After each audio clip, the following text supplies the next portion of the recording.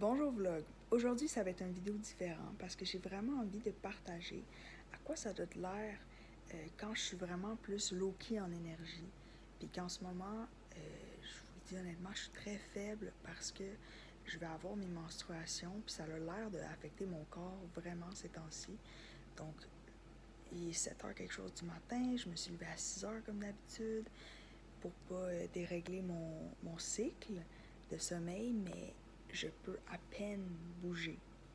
Donc, voici ce que je fais quand je veux vraiment prendre soin de moi.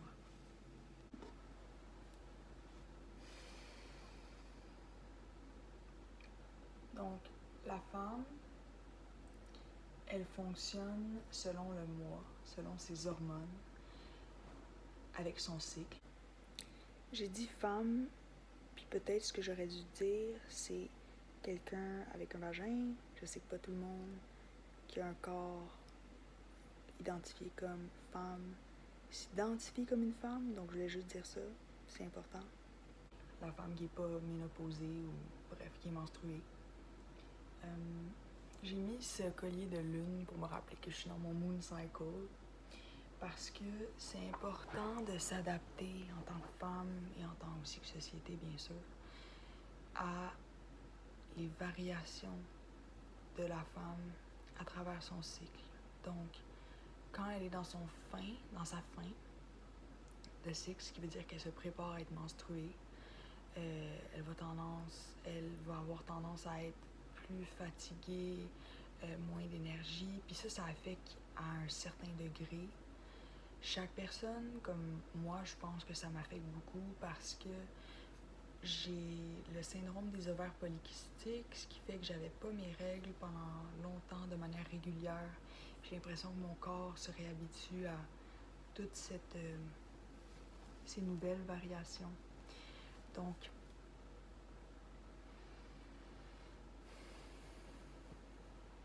c'est important de comprendre qu'on a de multiples facettes et que nos niveaux d'énergie, de socialisation, de productivité vont varier à travers le mois. Puis vous allez voir dans les prochains jours, quand je vais finalement saigner, puis repartir mon cycle à zéro, parce que le cycle commence le premier jour que tu saignes. Ton corps enlève tous les déchets, puis on recommence à zéro. Quand ça va arriver, je le sais parce que je l'ai vécu, je vais avoir un regain d'énergie. Puis ça reprend, tu sais.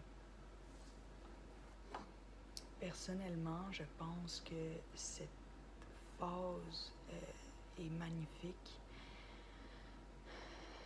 C'est une phase du cycle où je suis très douce avec moi-même et que je me sens très calme aussi, très apaisée.